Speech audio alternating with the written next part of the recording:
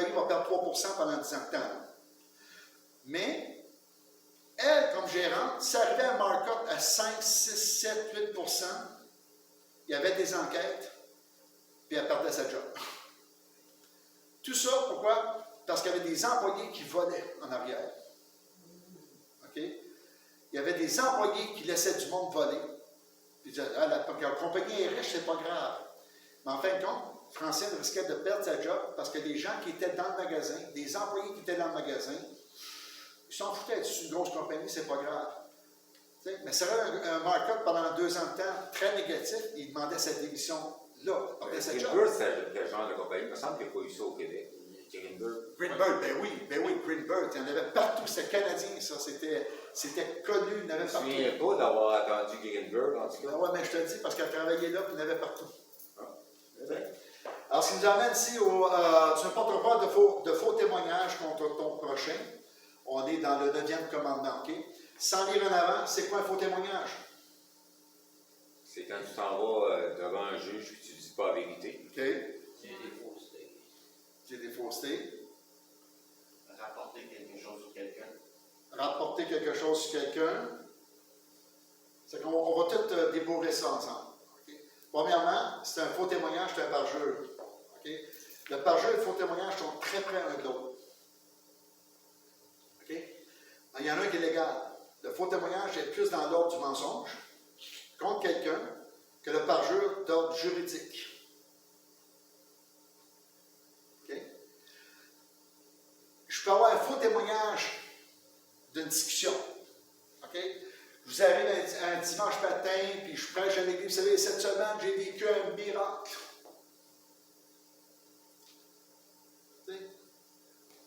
Je n'avais pas d'argent. J'étais chez le dentiste, je n'avais pas d'argent. Fait que dans le faux témoignage, on peut dire que. Je t'apprête à te donner témoignage. Je t'apprête à te dire. Laisse-moi terminer ma mise en scène, OK? Puis je vous compte ça. Puis là, il est arrivé, là, je me suis levé un matin, puis vous saviez, la semaine passée, je n'avais pas de dents. Puis je me suis levé un matin, en me brassant les dents, j'ai découvert les dents que j'en avais. Dieu a fait un miracle. Ma devanture qui est fausse, là, elle paraît tellement naturelle que les gens ne s'en rendent même pas compte que ce sont des fausses dents que j'ai en avant. Tellement qu'ils sont bien faits et naturels, les gens sont surpris de savoir que j'ai une devanture. Mais c'est complètement faux. Parce que c'est pas vrai que j'ai prié le dimanche matin, je me suis brossé les dents, puis c'est apparu, puis je vous témoigne ça comme étant une guérison. Les dents m'ont poussé dans la bouche pendant que je me brossais les dents. Tu sais, je vous donne un exemple absolument farfelu. Tu sais. Ça, c'est un faux témoignage. Comme les mensonges qu'on dit n'importe quoi. Tu sais, faux témoignage, ça attire l'attention, c'est pour se cacher en arrière de quelque chose. Faux témoignage, c'est du mensonge. Mais quand on parle de témoignage, parce que c'est comme une insistance. Tandis que le parjure, c'est quelque chose de légal. Personne ne va t'accuser de faux témoignage en disant que tu as fait un parjure. Parce que jurer est une chose juridique dans la Bible. Okay? Les deux sont prêts. Okay? C'est des fausses déclarations. Mais il y en a une qui va avoir une incidence juridique sur toi, tandis que l'autre, c'est juste que les gens vont te mettre dehors et ça va finir là. Parce que l'autre, c'est une incidence qui peut être sur la vie de quelqu'un. Ou un parjure, tu vas avoir quelque chose contre toi. La loi va se prendre contre toi. Qu'est-ce que ça veut dire? Un mensonge, c'est que je comprends pas. Comment? Ton parjure. Oui. Tu dois avoir compté un mensonge pareil. Oui, mais c'est d'ordre légal. Monsieur Bouchard, lorsqu'il y a eu l'accident au coin de la rue, on a des photos que vous avez provoqué l'accident. Est-ce que vous avez provoqué l'accident, monsieur Bouchard? Monsieur le juge, je vous le jure, j'étais même pas sur le coin de la rue. J'étais même pas là. C'est un autre monsieur qui me ressemble. Là, l'avocat a dit, monsieur Bouchard, est-ce que vous regardez encore ce que vous venez de dire? Vous avez fait une déclaration sur serment, vous disiez toute la vérité. Tu sais? Bien, je vous dis, c'est pas moi. Bien, êtes-vous sûr, là? Parce que nous, On a d'autres preuves que vous êtes coupable d'avoir provoqué l'accident sur le coin de la rue. Monsieur le juge, c'est toutes des mensonges, j'étais même pas là. L'avocat de défense, il dit OK. Vous ne voulez pas vous rétracter ce que vous venez de dire? Non, j'étais pas là. Il dit regardez l'écran. On a des caméras au toto sur les 4 coins de rue et c'est indéniable, c'est vous qui avez provoqué l'accident parce que sa reconnaissance faciale, on vous reconnaît très bien. Son chien est mort. C'est que là, c'est un parjure. J'ai juré que j'étais pas là, j'ai insisté pour dire que j'étais pas là et ils ont toutes les preuves que j'étais là.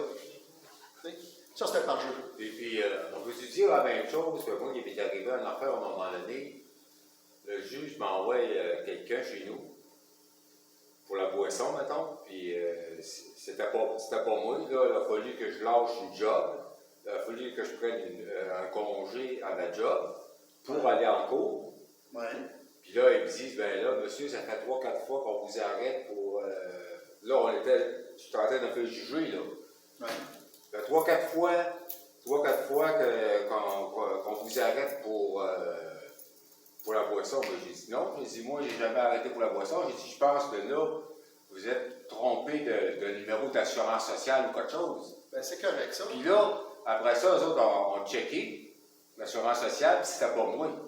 Mais le juge qui était là, c'était-tu un faux témoignage pour eux autres parce qu'ils s'avaient trompé de... Non, eux autres, là, ils reçoivent une information, ils t'ont envoyé un huissier, c'est toi, que tu te présentes à la cour avec l'information qu'il y avait, et là, tu as prouvé que c'était pas toi, tu avais preuve à l'appui, puis là, ils ont admis qu'ils ont fait une erreur. Tu n'as pas perjuré. Oui, bien, par contre, ils m'ont volé une journée de travail. Ah, ben là,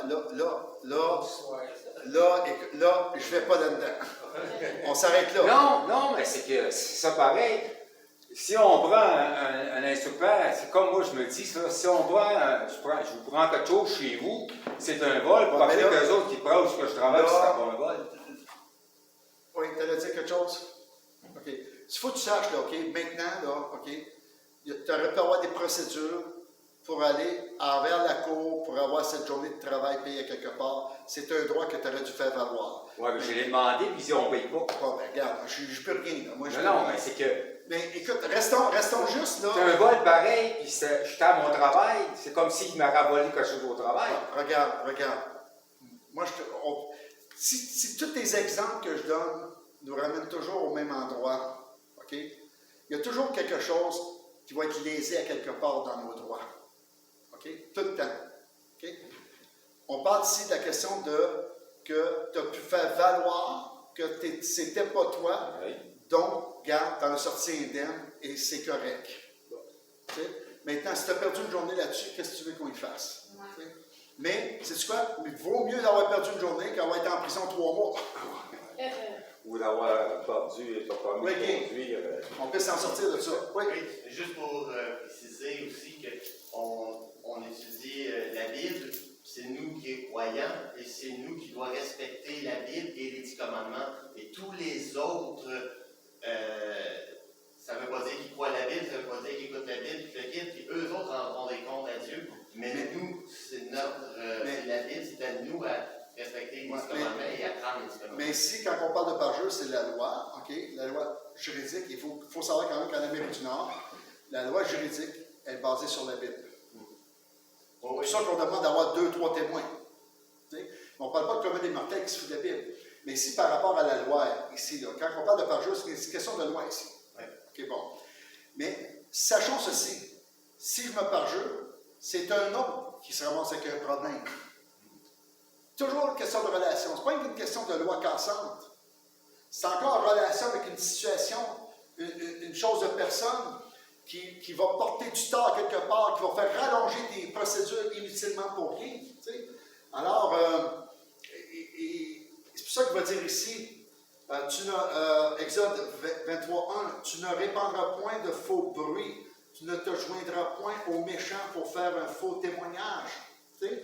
Donc ici, ça veut dire faux témoignage, parjure c'est juridique, faux témoignage, c'est des conséquences aussi, qui ne seront pas d'ordre juridique, mais écoute, si tu es reconnu faux témoignage, la première affaire que tu vas perdre, c'est quoi? La confiance de tout le monde. Tu comprends? Surtout si tu es un homme public, un homme d'affaires, un médecin, une infirmière. Tu sais, mais si tu travailles devant une machine, là, dans une industrie, là, d'avoir fait un faux témoignage, tu gardes ta job pareil, tu sais. Parce que la machine ne te manquera pas de confiance. Elle ne comprend rien. Tu comprends?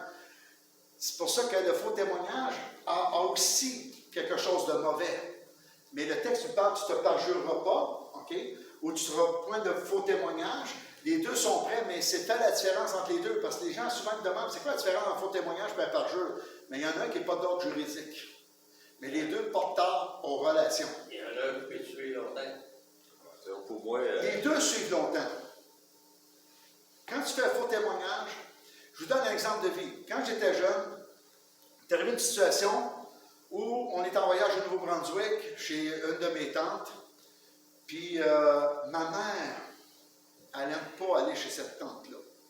Je peux en parler, les deux sont décédés. OK? Moi, j'ai 5 ans, puis je vois ma mère qui chicane avec mon père dans la voiture avant d'aller chez ma tante. Elle ne peut pas y aller. Elle ne voulait pas y aller.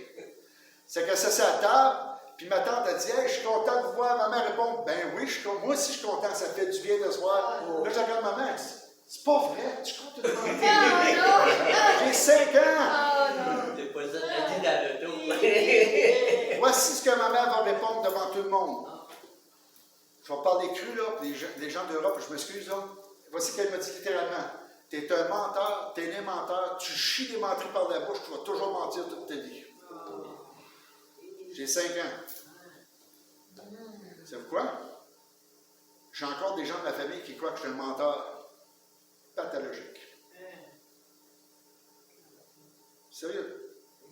des fois, ça peut durer longtemps. Ça m'a suivi toute ma vie, ça. Vous savez pourquoi je déteste le mensonge? À cause de ça. Moi, mon principe, c'est rien ne vaut la peine d'un mensonge. On a de la puissance que pour la vérité. Tu sais? C'est que des fois, plutôt que de mentir, j'ai dit quelque chose, c'est tourné contre moi, mais au moins, j'avais la liberté après ça. Tu sais? Donc, ça suit longtemps un faux témoignage. Parce que tu perds la confiance. Tu sais, gagner la confiance, ça prend des années. La perte, ça prend 1 seconde. Puis tu perds pendant des années, là.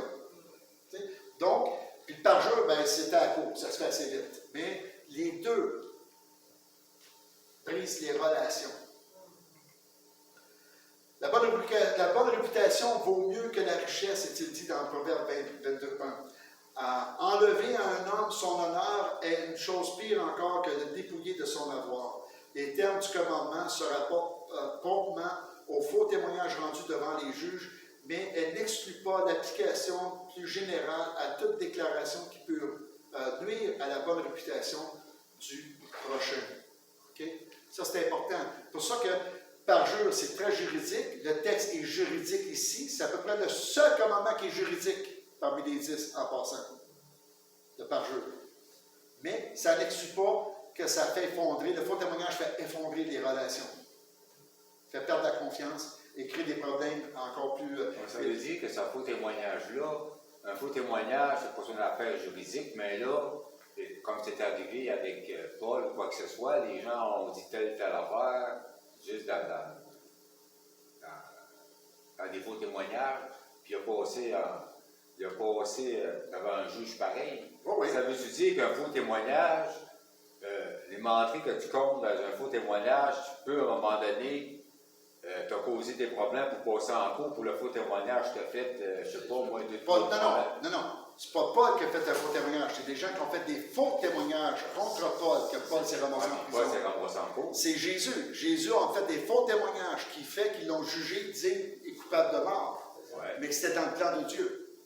Le chrétien peut vivre les conséquences d'un faux témoignage. Mais comprenez, un faux témoignage brise les relations, brise les gens. Donc, nous, chrétiens, si quelqu'un fait un faux témoignage contre nous, ben, on ne devrait pas faire de faux témoignage contre lui. Tu comprends? Puis Paul n'a jamais fait de parjure, il n'a jamais fait de faux témoignage contre la personne. Alors, quand je parlais de faux témoignages, c'est qu'à un moment donné, il y a eu des faux témoignages. Il n'a pas dit c'était Paul, puis il a fait que c'est des gens qui avaient dit à Paul. Mais ça, je te donne raison. Jésus, c'est la même affaire. On va subir des faux témoignages contre nous. Ça, on va le subir, bien sûr. Mais il faut s'en remettre entre les mains du Seigneur. Nous, ce n'est pas être trouvé à faire faire des faux témoignages.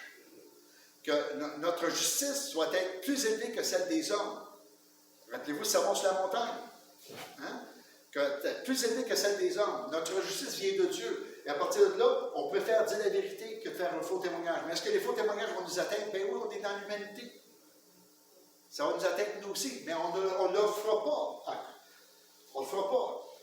Autre chose, c'est de la médisance. Deux choses que je voulais voir ici en bas. Là. Laissez faire le commentaire. Vous allez lire dans vos feuilles. Allez dans le bas. Quels seraient les mots du Nouveau Testament qui correspondraient à ce 9e commandement? Celui du faux témoignage et du parjure.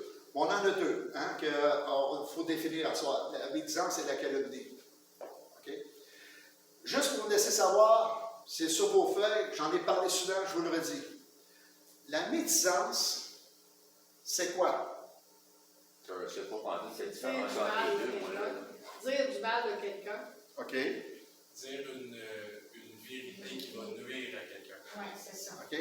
Rappelez-vous que le mot médisance, c'est révéler Oui. une vérité qui va nuire à la réputation de quelqu'un. C'est une vérité. La calomnie, elle. Dire un mensonge qui va nuire. Comment? Dire un mensonge qui va nuire l'autre. C'est un mensonge qui va ruiner l'autre. Et le 9e commandement est plus dans l'ordre de la calomnie que la médisance. Mais la médisance, là, OK, ça devient un faux témoignage aussi. Oui. Ça va nuire la personne, comprenez? Mais si quelqu'un va être à cheval par rapport au parjure, mais c'est la calomnie qui définit plus le parjure dans le Nouveau Testament. C'est ça. Là. OK?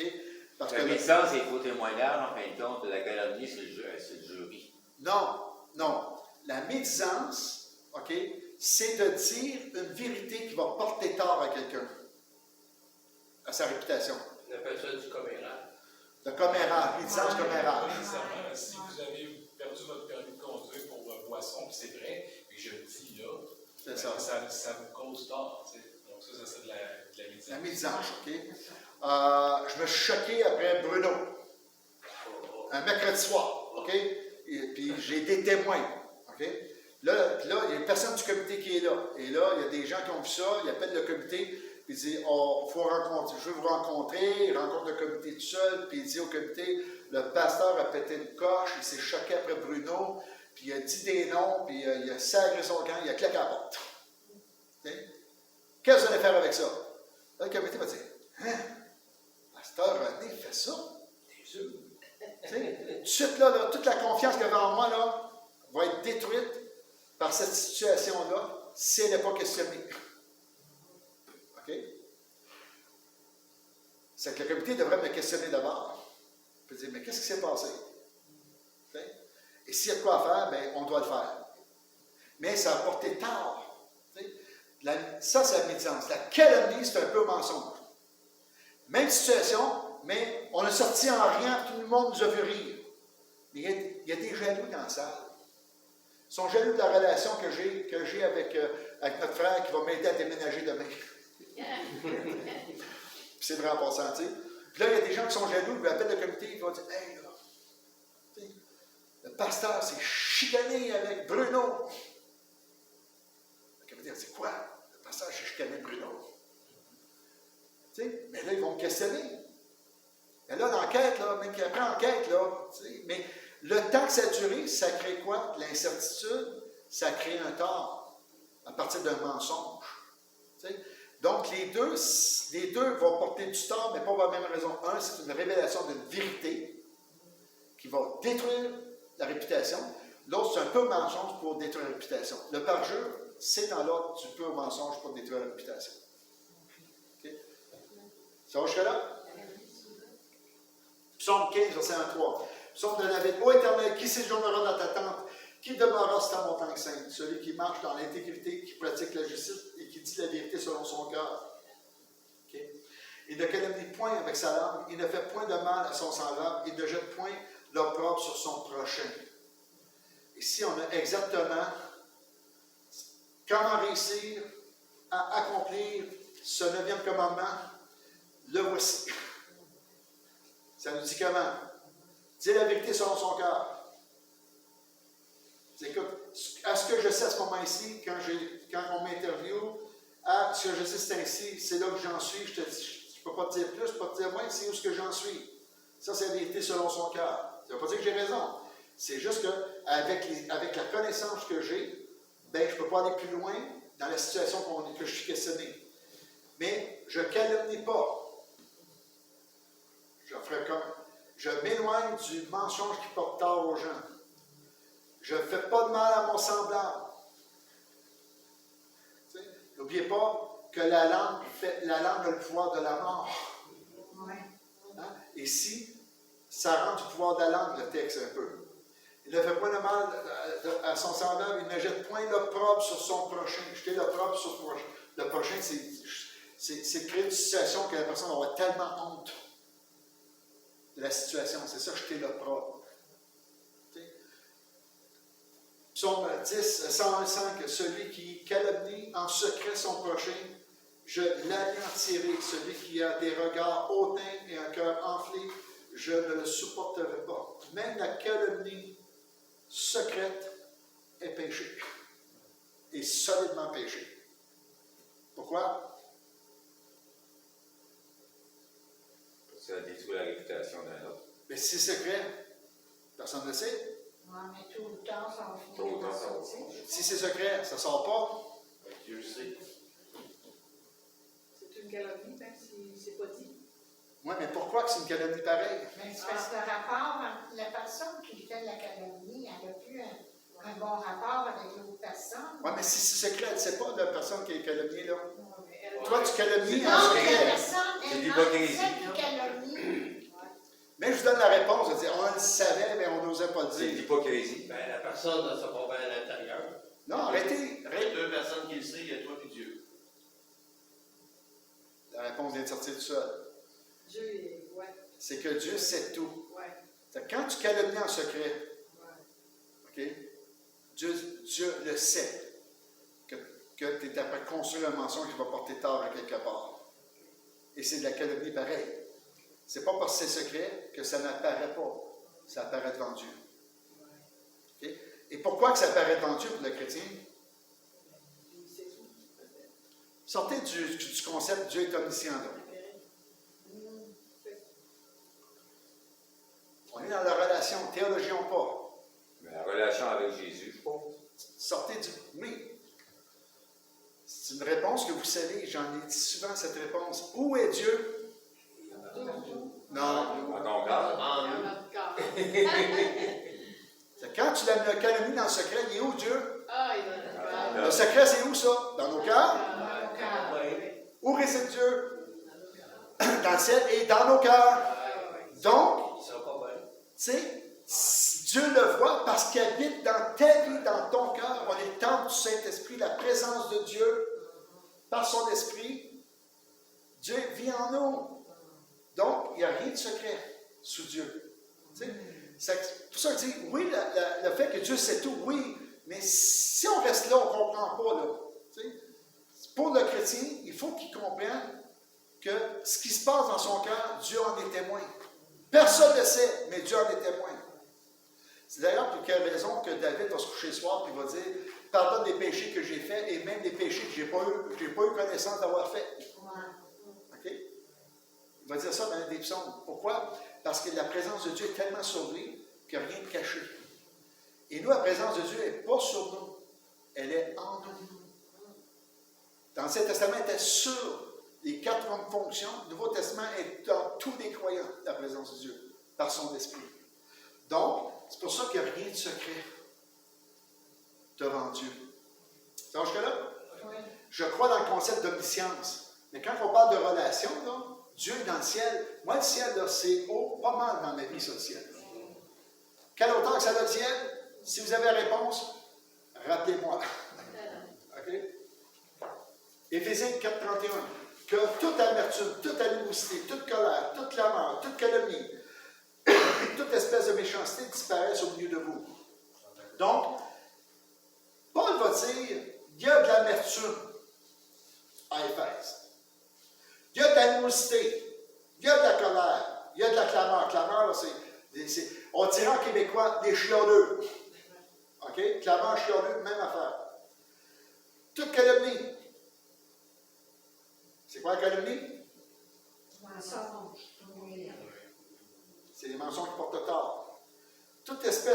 méchanceté. Tu sais, la méchanceté, là, on a bien de la misère à définir la méchanceté dans le texte biblique. Pourquoi? Parce que la méchanceté, c'est autant le sarcasme que de piquer la personne avec un aiguille pour lui faire du mal. OK? Ça peut être une parole, un geste, une attitude, un oui-dire, ou carrément, tu étais prêt à me parler puis je m'en vais. Me fous-toi. C'est de la méchanceté envers la personne. OK? Ignorer quelqu'un, c'est méchant. C'est très méchant, ignorer quelqu'un. Mais quand vous avez un pasteur qui est en l'air comme moi, là, OK? Si vous avez l'impression que je vous ignore, là, c'est juste tapez-moi sur l'épaule. Parce que je suis parti.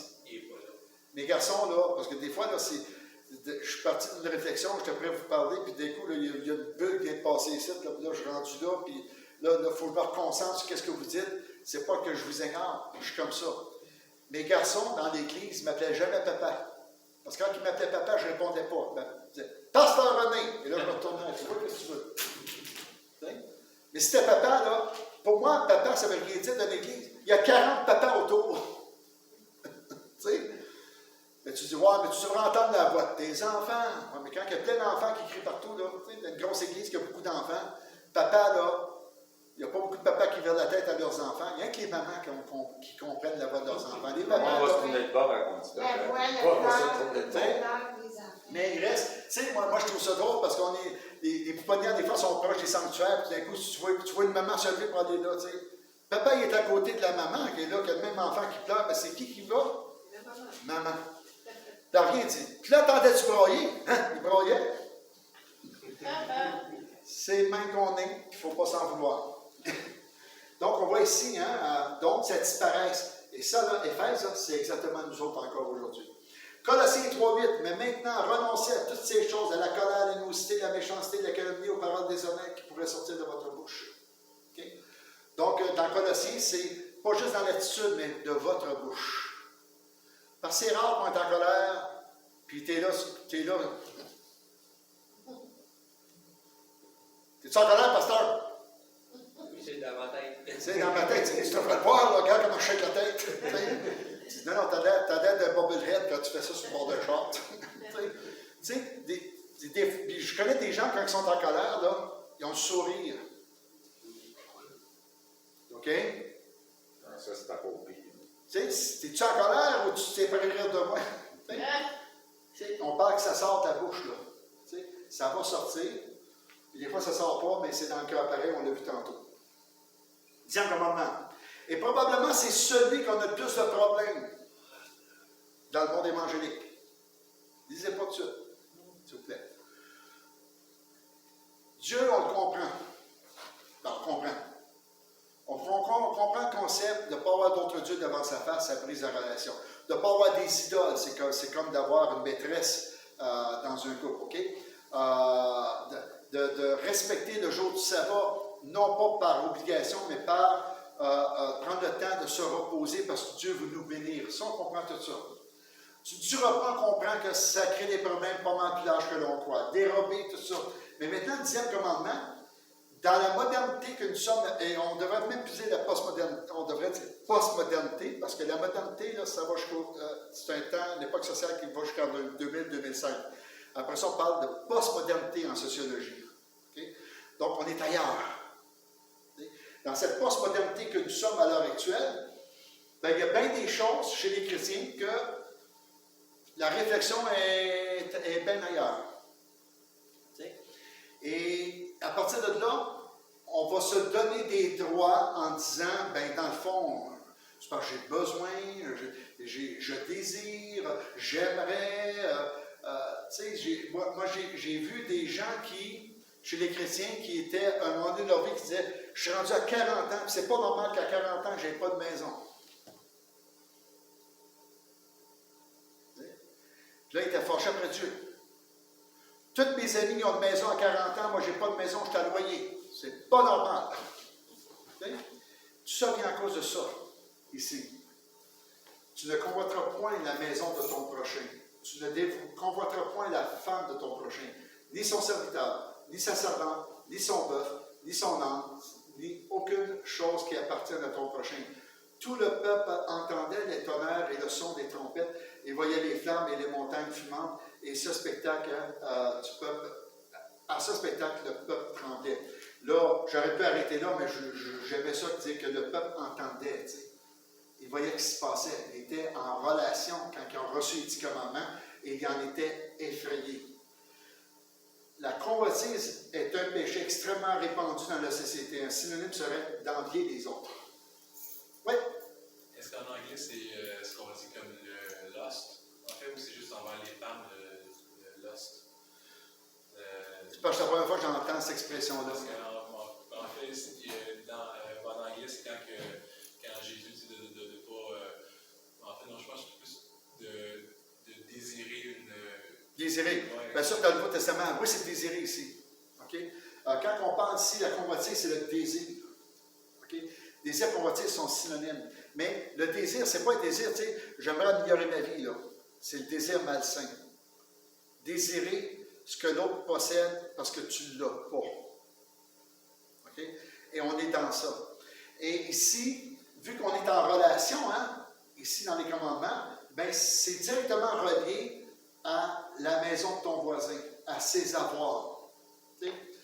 Quand j'étudiais en agriculture, dans l'Ouest canadien, tu avais des fermiers qui avaient des grandes terres en culture et il y avait des 10 000 acres de terre en culture, puis il n'y avait pas de batteuse. Il avait acheté 3 propriétaires, il avait acheté une batteuse pour les 3, il y avait 30 000 acres. Parce qu'il disait, une batteuse pour 10 000 acres, ça coûte trop cher. Donc, il a acheté à 3. Ici, au Québec, tu as des fermiers qui avaient des batteuses avec 200 acres de culture. La même batteuse à 350 000 que dans l'Ouest, eux autres, ils achetaient à 3, puis il y avait 30 000 acres.